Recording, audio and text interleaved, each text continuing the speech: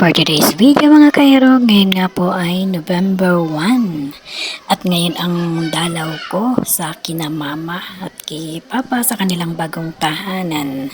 Ayan, kung mapapansin nyo, naglalakad na ako dito dahil bumaba na ako. Dahil yan na napaka-traffic po. Hindi mo alam kung kailan ka makakarating kaya bumaba na lang ako. Marami na rin na mga bumaba kaya bumaba na lang din po ako. Malayo-layo pa pero carry naman kaysa naman magantay ka ng traffic, di po ba? Hindi mo alam kung kailan maluluwag ang traffic dahil yung mga papasok na sasakyan tapos yung mga padiretso papuntang bayan nagkasalubong na. May mga motor pa bukod sa mga kotse, may mga motor pa na dumadaan. Kaya sabi nga nila yung iba nga daw na sasakyan ay doon na dumaan sa shortcut, yung mga biyaheng papuntang Litex or Commonwealth, umikot na sila doon sa shortcut kasi nga dito napaka-traffic na dahil sa maraming pumupunta ng Forest Lawn. At yan nga po, sa wakas, nakarating na nga po ako dito sa gate ng Forest Lawn at dadaan muna tayo dito sa bulaklak at bibili tayo ng bulaklak.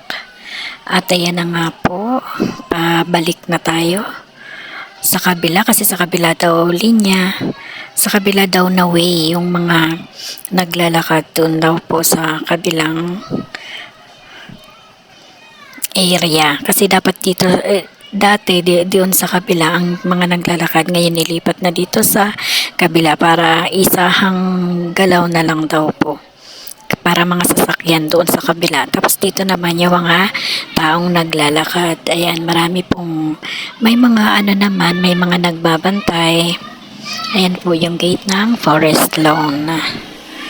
Ayan, may mga nagbabantay naman para maging safe. Ayan, may mga officer din para maging safe naman. Ayan, marami na rin pong mga umuwi at maraming papasok pa lang dahil kanina napakainit. Kaya siguro yung iba kagaya ko nagpahapon para medyo makulimlim na hanggang gabi na. Kaya nga sana wag namang umulan. Pero kasi napakainit, baka ang kapalit nito ulan mamaya. Kaya samahan niyo ako makakairog habang nilalakbay natin paakyat. Kasi paakyat po ito, dati po kasi itong bundok. Kaya paakyat siya. Kaya yung may mga umiikot naman na kasi sobrang lawak po nito. May mga umiikot na free rides. Nasasakay ka kaya lang pipila ka pa.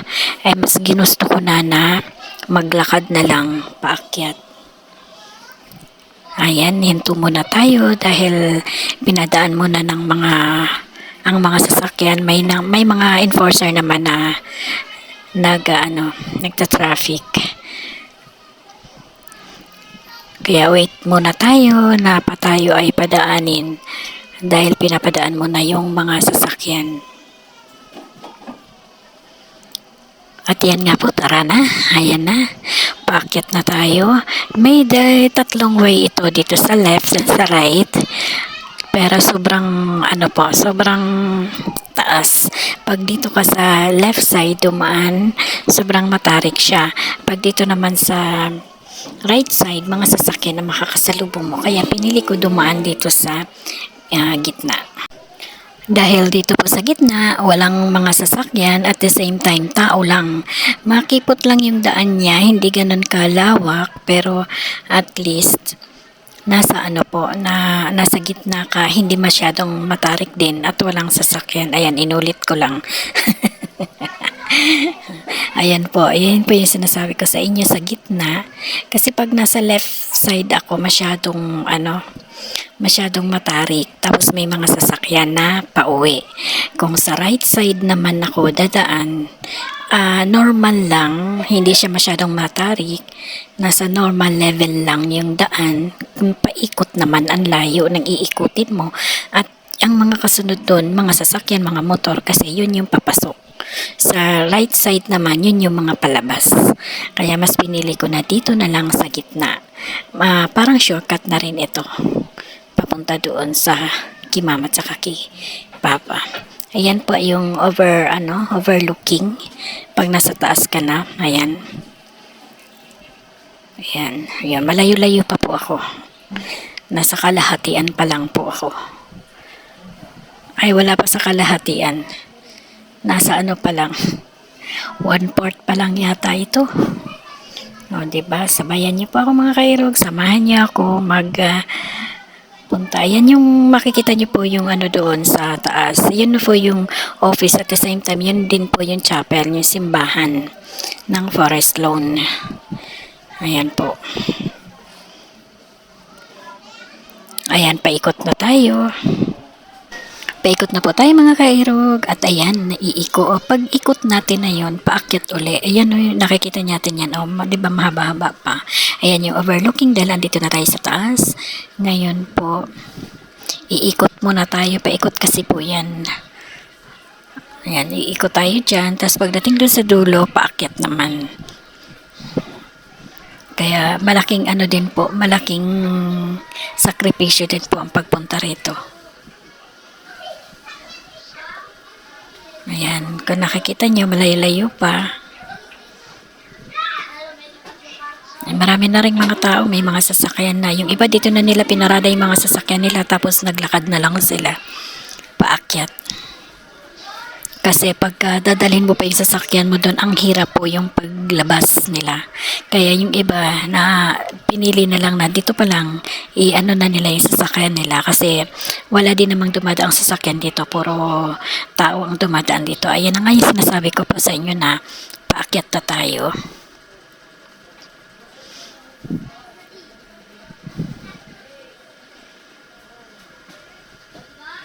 Ayan, may mga bata pang nag-shortcut. Kasi nga po napakalayo.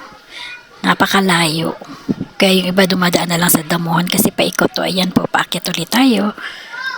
Dahil nga po, bundok nga po ito dati. Kung mapapansin nyo, ayan, puno po ng mga halaman, mga puno, mga damo. Ayan, paikot na tayo.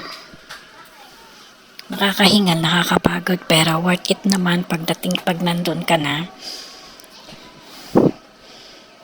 Maganda po yan. Noon po nung pumupunta kami dito, hindi pa masyadong matataas yung puno. Pagdating mo dito sa sa lugar na ito, tas titikin ka sa baba. Napakagandang tignan kasi makikita mo yung mga bahay-bahay sa Montalban. Ngayon po hindi na nakikita kasi ang nakikita na natin mga puno. Malalaki na po kasi yung mga puno na itinanim noon kasi since 2004 andito na ang tatay ko po.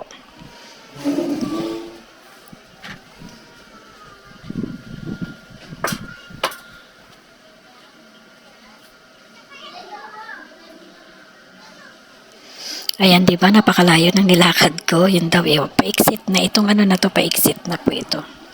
Daanan to ng mga sasakyan na paiksit. Dumaan lang ako ng shortcut. Sa gitna ako dumaan. Ayan po, ito na yung start ng ng Forest Lawn na nandyan na yung may mga nakahimlay na.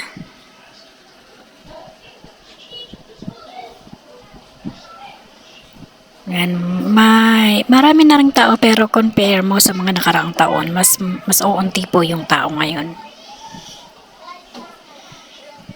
Ayan, kasi dati punong-puno yan, wala kang madaanan.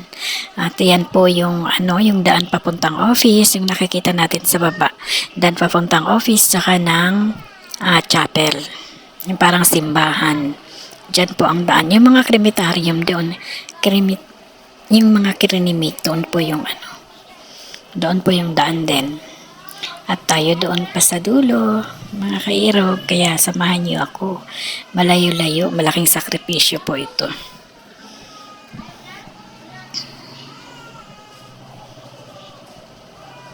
Enjoy natin yung view kasi ang ganda ng ng view kasi pinanatili nila yung forest talaga. Kasi puro puno yung nasa paligid mo. Nasa paligid ng ano, kaya medyo malamig-lamig ng konti dahil nasa taas po ito. Ayan, kahit po na ano siya, cemetery siya, hindi mo maano kasi pagka mga regular days po, yung iba nagja-jogging dito. Pumupunta sila rito para mag-jogging kasi magandang anuhan dahil paakyat tapos pababa tapos malamig siya dahil sa mga puno. Hindi kagaya sa iba na polluted na, 'di ba? Sa ibang sementeryo, polluted na sobrang init. Wala kang makikitang puno. Dito po, na-preserve nila yung mga puno. Lalo na po doon sa dulo, sa baba. Kasi paakyat baba po ang ano ng forest lawn na to. Kung napapansin nyo, Kairog, medyo sumikip na no, yung mga dinaanan ko kasi kabilaan ang parking ng mga sasakyan dahil sa sobrang dami na yung sasakyan, ginawa nila kabilaan na yung parking. Pero dapat po ang rules dito, one side parking lang. Ayan, malapit na po tayo mga Kairog. Ayan, kasi dito pagdating dito medyo maluwag na kasi ito na yung pinaka main road. Ayan, yung mga dinaanan ko kasi nasa mga kumbaga nasa pathways po yun. Kaya yung mga sasakyan nagdikit-dikit na dahil sa pathways yun. Ito yung pinaka main road. Ayan, malapit na po tayo. Mga Kairog, o diba, ang daming puno, hindi mo kahit mainit, mapunong siya, mahangin, hindi mo mapapansin na sementeryo pala yung pinuntahan mo. Ayan na, para siyang kaya nga park at the same time. Ayan, dito maaliwalas na dito, hindi na masyadong crowded.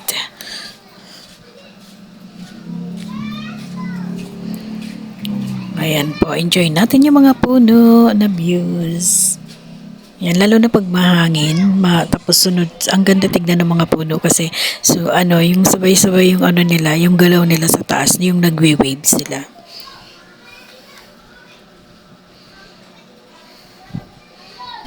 Ayan, dito na to po tayo mga Kairog sa pwesto ng tatay ko. Enjoy natin yung mga views ng mga puno mga Kairog.